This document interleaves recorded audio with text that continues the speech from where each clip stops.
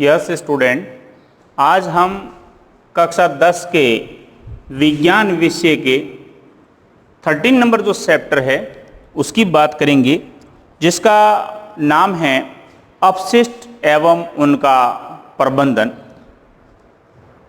अपशिष्ट एवं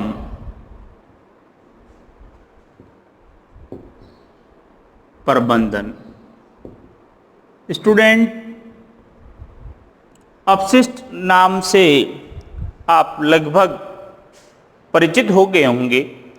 वेस्टेज जो होता है, किसी भी प्रक्रिया, प्रक्रम, प्रोसेस के बाद में कोई भी चीज़ जो हमारे लिए उपयोगी नहीं होती है और शेष रह जाती है, उसे हम अपशिष्ट कहते हैं। जैसे ये लिखने के लिए मार्कर है, अब इसको यूज में ले लिया और लॉन्ग टाइम तक यूज में लेने के बाद में जब ये घिस जाता है, उपयोग में नहीं रहता है और हमारे द्वारा इसको फेंक दिया जाता है, देन ये अपशिष्ट है।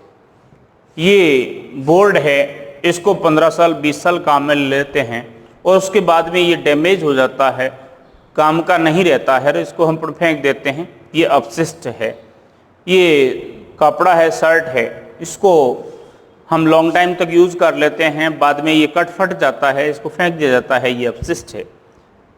ये पेन जो है, जिसको अपन काम में लेने के बाद में जब ये खाली हो जाता है, फेंक देते हैं, ये अपशिष्ट है। तो हम सबसे पहले बात करेंगे अपशिष्ट की परिभाषा। अपशिष्ट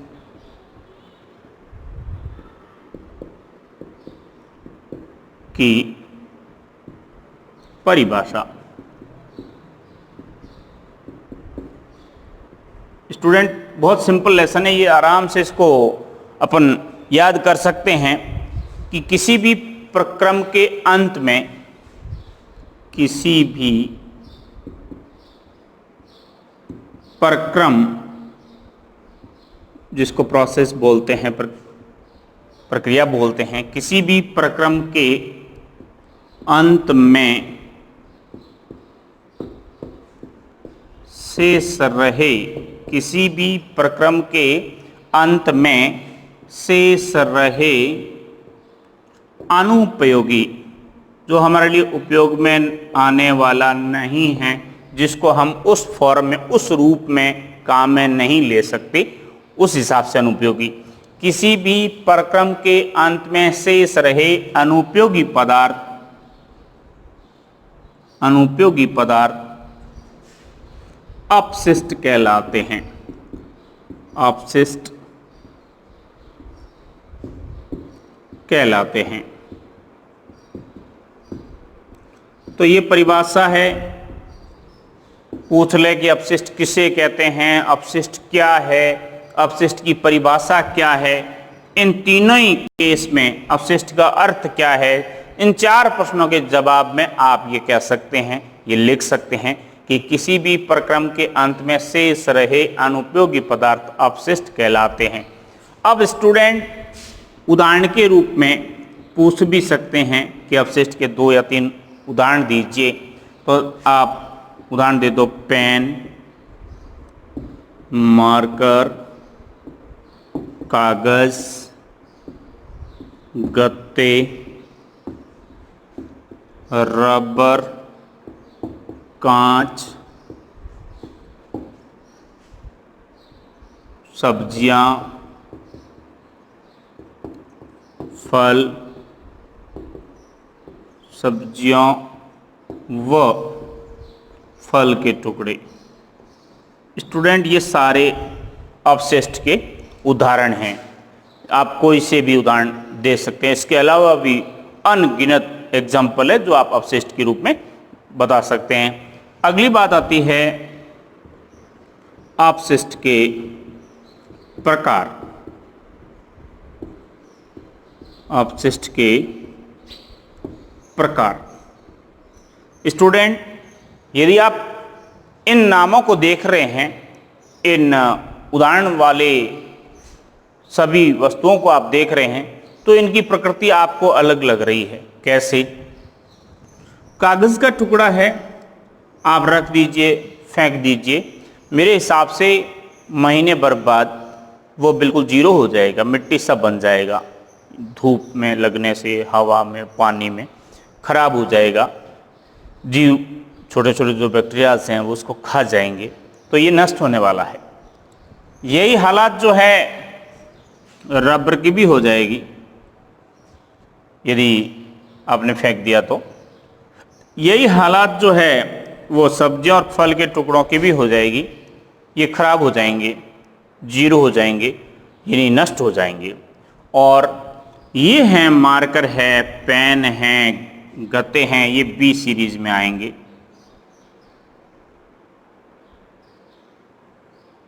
ये कांच है, ये चीज़ें जो है ये खराब नहीं होगी। अब कागज़, रबर, ये ए सीरीज में आएंगे, ये जीरो हो जाएंगे, नष्ट हो जाएंगे, और ये नष्ट नहीं होंगे। तो ये नष्ट होना और नष्ट न होना, इसको अपन अपघटन कहते हैं, एक अपघटन शब्द है। तो अपशिष्ट के प्रकार यानी वर्गीकरण किस आधार पर करते हैं ये भी पूछ सकते हैं। तो अपघटन क्रिया के आधार पर, अपघटन क्रिया के आधार पर अपशिष्ट के प्रकार। स्टूडेंट, अपघटन की क्रिया के आधार पर अपशिष्ट जो हैं वो दो प्रकार के होते हैं। दो कौन कौन से? एक होते हैं जो मैंने ए एग्जाम्पल में दिखाया है, जैव निम्नीकरणीय, जैव निम्नीकरणीय, जैव निम्नीकरणीय अपशिष्ट।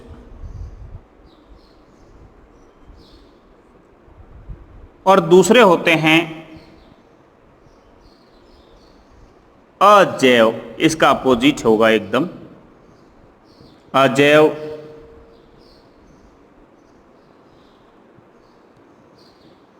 निम्नीकरणीय अपशिष्ट। स्टूडेंट, इनकी परिभाषा पूछी जाती है, प्रकार पूछा जाता है, उदाहरण पूछे जाते हैं, और ये बिल्कुल आसान सा है, एक बार में ही आपको याद हो जाएगा। जैव का मतलब जीव से ले लो, जीवों से। निम्नीकरण का मतलब होता है नष्ट होना, अपघटन होना।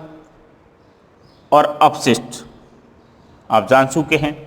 तो ऐसे अपशिष्ट जो जीवों के द्वारा नष्ट हो जाते हैं, जीवों के द्वारा नष्ट कर दिए जाते हैं, या जिनका जीव अपघटन कर सकते हैं, वे जैव निम्नीकरणीय अपशिष्ट कहलाते हैं। दोबारा सुन लें स्टूडेंट, जैव निम्नीकरणीय अपशिष्ट किसे कहते हैं? जैव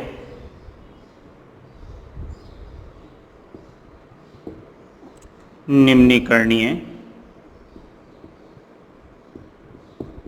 जैव निम्नीकरणीय अपशिष्ट।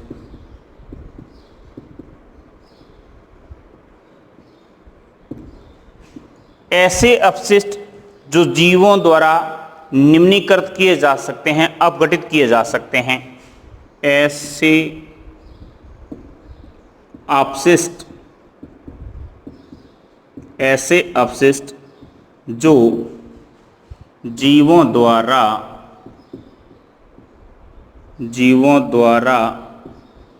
अपघटित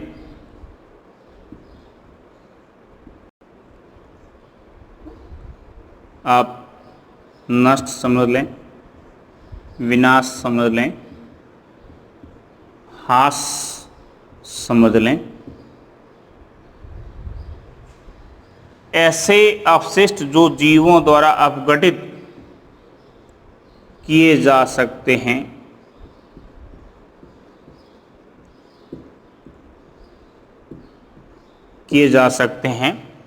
जैव निम्नीकरणीय अपशिष्ट कहलाते हैं। ऐसे अपशिष्ट जो जीवों द्वारा अपघटित किए जा सकते हैं, जैव निम्नीकरणीय अपशिष्ट कहलाते हैं। अब इनके उदाहरण देख लीजिए स्टूडेंट। फल, फूल, पत्तियां, कागज, ये ऐसे उदाहरण हैं जो जैव निम्नीकरणीय में आते हैं, जिनको जीव नष्ट कर सकते हैं। अब दूसरा जो टाइप है वह है अजैव निम्नीकरणीय। अजैव निम्नीकरणीय।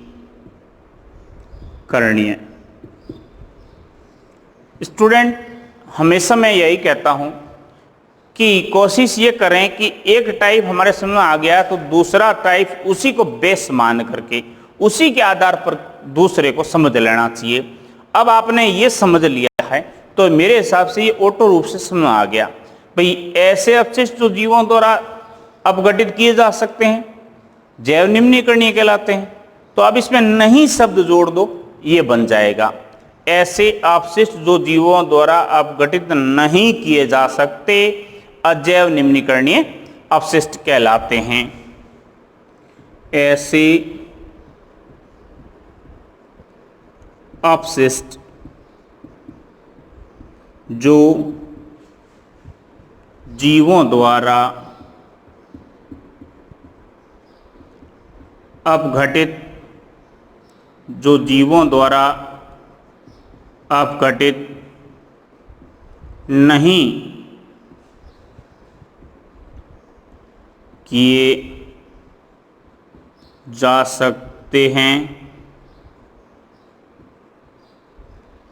नहीं किए जा सकते हैं अजैव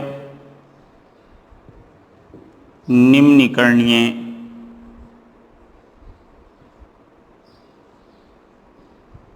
अपशिष्ट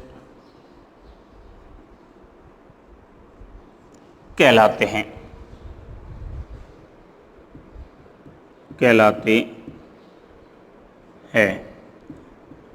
अब स्टूडेंट, इनके उदाहरण यहां से अपन ले सकते हैं। उदाहरण, कांच के टुकड़े, प्लास्टिक कभी नष्ट नहीं होती है, प्लास्टिक की वस्तुएं,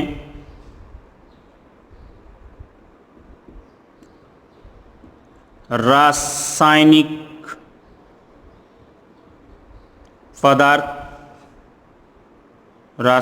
पदार्थ, धातुओं के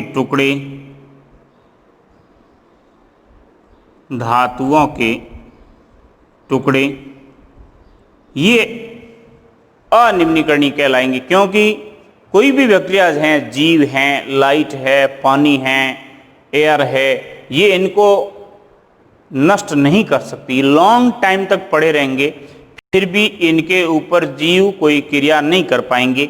इसलिए इनको जैव निम्नीकरणीय में न मान करके अजैव निम्नीकरणीय में रखा गया है। अब तीसरा जो प्रश्न बनता है स्टूडेंट, वह बनता है अपशिष्ट पदार्थ आते कहाँ से हैं, यानी अपशिष्ट पदार्थों का स्रोत क्या है। अपशिष्ट पदार्थ के स्रोत कभी कभी पूछ लेते हैं कि अपशिष्ट पदार्थ कहाँ से आते हैं। तो स्टूडेंट 4-5 स्रोत हैं, मैं आपको गिनाता हूँ। नंबर 1, जहाँ हम रहते हैं, घर से ही शुरुआत करें कि अपशिष्ट पदार्थ घरों से आते हैं तो उनको घरेलू अपशिष्ट कह सकते हैं। घरेलू अपशिष्ट यानी घरों से निकलने वाले अपशिष्ट घरेलू अपशिष्ट होते हैं। अब इसमें क्या क्या होता है? सब्जियां, फल, सब्जियों व फल के टुकड़े, जो खराब होते हैं, कटे फटे होते हैं, अपन जिनको फेंक देते हैं, वे घरेलू अपशिष्ट होते हैं। अब प्लास्टिक भी घरों से निकलता है, कांच के टुकड़े भी घरों से निकलते हैं, कांच के टुकड़े, बर्तन हैं कोई छोटे छोटे, वो भी फेंक दी जाते हैं, तो धातुएं भी कह सकते हैं, धातुएं। ये सारे अपशिष्ट जो हैं वो हमारे घरों से निकलते हैं, तो इसको कहते हैं घरेलू अपशिष्ट। अब दूसरा जो स्रोत है वो है नगरपालिका। नगरपालिका अपशिष्ट या नगरपालिका से, मान लो किताब नगरपालिका स्रोत लिखा हुआ है, उससे कोई मतलब नहीं, घरों की जगह घर स्रोत लिखा हुआ है तो उससे कोई फर्क नहीं पड़ता, नगरपालिका से। अब आप समझते हो नगरपालिका में जो अपशिष्ट है उसमें मेजर रूप से जो होता है वो मलमूत्र होते हैं, मलमूत्र। नगरपालिका उनको कलेक्ट करके एक जगह डाल देती है, तो वहाँ ये अपशिष्ट इकट्ठे हो जाते हैं, तो वो मलमूत्र। कचरा,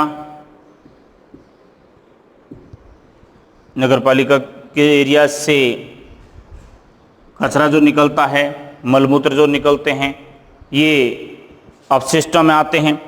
इसके अलावा नगरपालिका से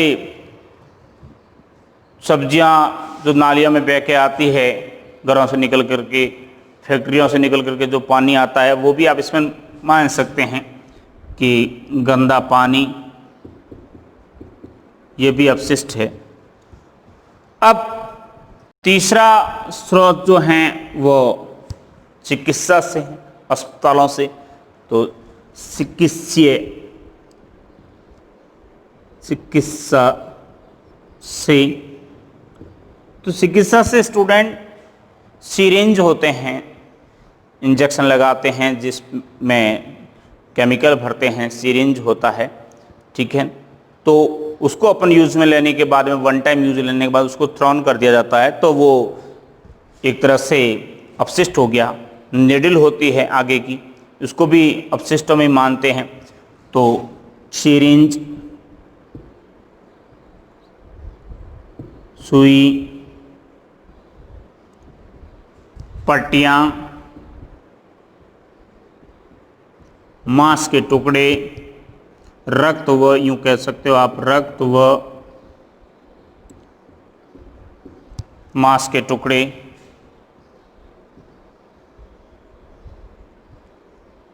ये चिकित्सा से निकलते हैं।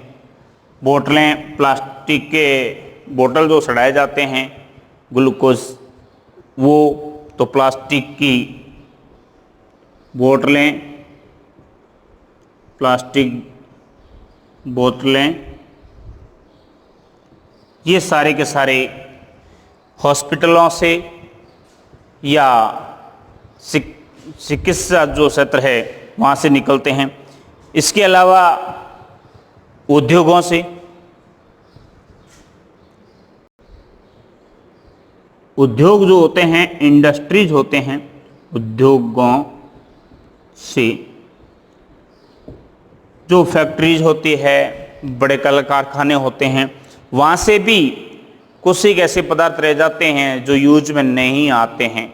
पत्थर की फैक्ट्री है तो कटा फटा पत्थर रह जाएगा, कपड़े के तो कपड़ा अपशिष्ट रह जाएगा, प्लास्टिक के तो प्लास्टिक रह जाएगा, केमिकल की फैक्ट्री है तो केमिकल रह जाएगा, कांच की फैक्ट्री है तो कांच रह जाएगा। तो ये सारे सारे अपशिष्ट हो जाएंगे।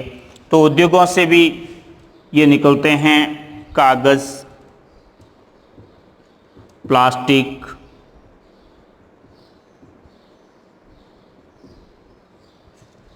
धातुएं, रसायन, केमिकल, अम्ल है, सार है, अम्ल, सार, जो बहुत नुकसान करते हैं। धातुएं हैं, धातुओं के टुकड़े कह सकते हैं, प्लास्टिक है, कागज़ है। तो ये सारे के सारे गंदा पानी है वो भी इसमें आ जाएगा, ये इंडस्ट्री से निकलते हैं।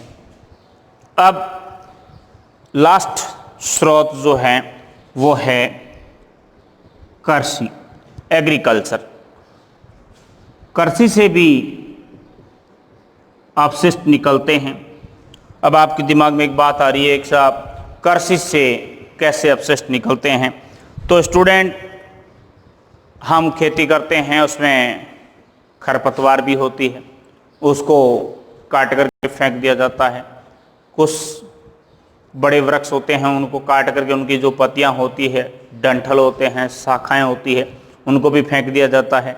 तो वे दुर्गंध पैदा करते हैं, सड़न पैदा करते हैं, तो वो एक तरह से अपशिष्ट हो गया। तो इसमें आप ले सकते हैं कृषि से कि घास फूस के टुकड़े, लीव्स पत्तियां, डंठल, ये सारे कृषि से निकलने वाले हैं। तो ये हो गए अपशिष्ट के स्रोत। आपको याद रखना है घरेलू अपशिष्ट कौन कौन से हैं, नगरपालिका से कौन कौन से निकलते हैं, चिकित्सा से कौन कौन से निकलते हैं, उद्योगों से कौन कौन से निकलते हैं, और कृषि से कौन कौन से निकलते हैं। अब स्टूडेंट एक प्रश्न और इसमें बनता है, वो है अपशिष्टों से नुकसान, हानियाँ।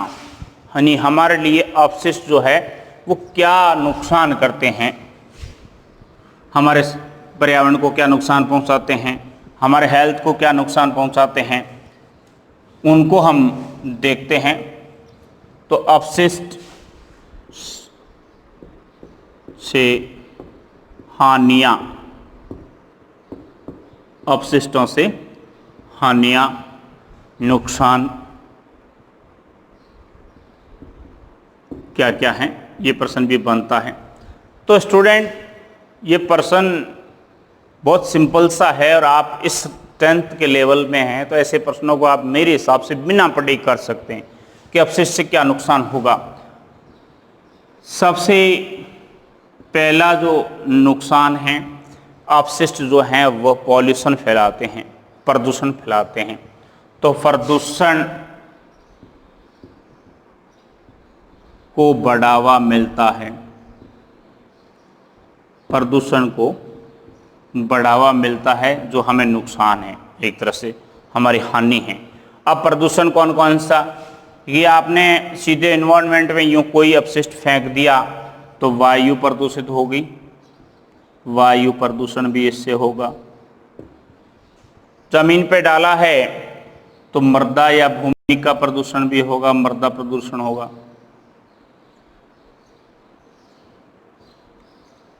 यदि वहाँ जल का कोई स्रोत है तो वो उसको भी प्रदूषित करेगा, तो जल प्रदूषण हो गया। वायु प्रदूषित हो गई, मृदा प्रदूषित हो गई, जल प्रदूषित हो गया, तो ये प्रदूषण को बढ़ावा मिलता है। दूसरा स्टूडेंट, प्रदूषण का जो नुकसान है वो हमारे स्वास्थ्य को लेकर के हैं। कई ऐसी समस्याएं हैं, कई ऐसी बीमारियां हैं जो अपशिष्टों से फैलती है, जैसे त्वचा संबंधी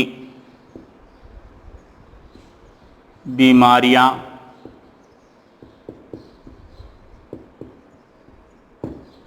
श्वास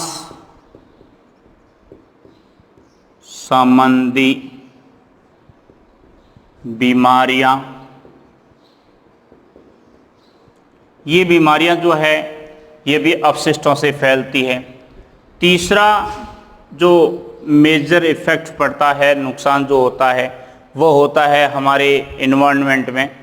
ग्रीन हाउस गैसें जो है वो ऊपर जाती है तो क्लाइमेट को नुकसान पहुंचाती है, तो इसको अपन कहेंगे ग्रीन हाउस इफ़ेक्ट जो है वह भी अपशिष्टों से पड़ता है।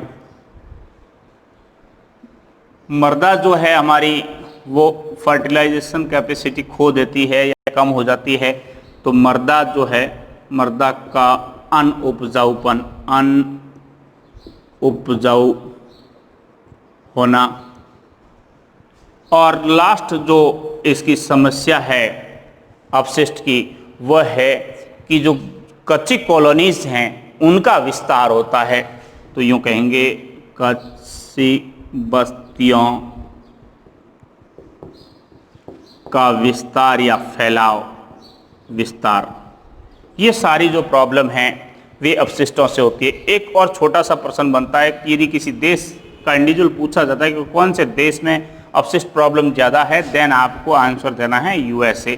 तो ये थी आज की हमारी अपशिष्टों को लेकर के बात।